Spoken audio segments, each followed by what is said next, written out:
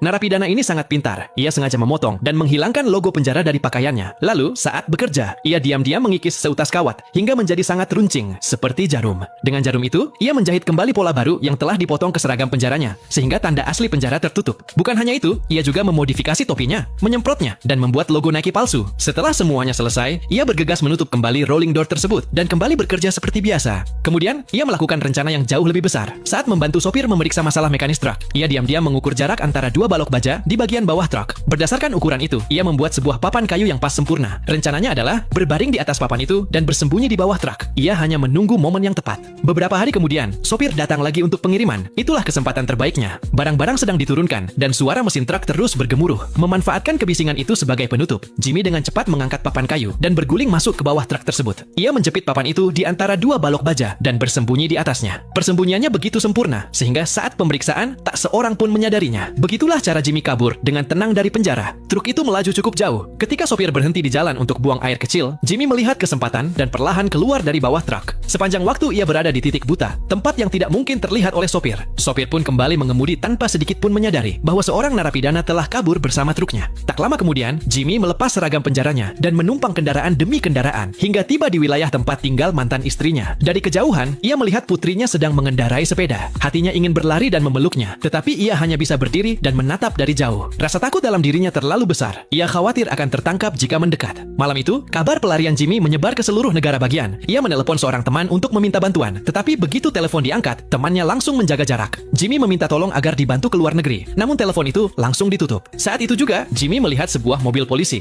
Ia mengira polisi datang untuk menangkapnya. Ia segera berlari masuk ke sebuah toko mainan terdekat, dan benar saja, mobil polisi itu pun berhenti di sana. Jimmy berpura-pura seperti sedang berbelanja. Untuk menghindari perhatian orang-orang, ia segera masuk ke toilet supermarket. Dari sana ada jalan menuju atap gedung. Jimmy adalah pemain lama. Ia sudah beberapa kali melakukan perampokan, jadi memahami struktur bangunan bukan hal sulit baginya. Atapnya sangat luas dan menjadi tempat persembunyian yang sempurna. Tak seorang pun akan menyangka ia bersembunyi di sana. Dari dekat ventilasi, ia menemukan kantor manajer. Setelah toko tutup dan semua orang pergi, Jimmy perlahan turun ke bawah. Ruang geraknya memang terbatas, tetapi keuntungannya adalah kebutuhan dasar ada di sekitarnya, makanan dan air. Masalahnya hanya satu, kamera di atap mengawasi setiap area produk. Artinya, apapun yang diambil pasti terekam kamera. Jimmy mencoba berkali-kali, tetapi selalu gagal. Akhirnya, demi mengisi perut, ia terpaksa memakan makanan bayi kemasan. Sementara itu, di televisi, berita tentang dirinya mulai ramai diberitakan. Kasus ini menjadi sangat besar, dan semua mata tertuju padanya. Tak ada yang mengerti bagaimana ia bisa kabur, seolah menghilang begitu saja. Polisi pun kebingungan. Beberapa orang bahkan menyebutnya jenius, seperti otak super. Namun, hanya Jimmy yang tahu satu hal. Ia harus tetap bersembunyi dengan tenang.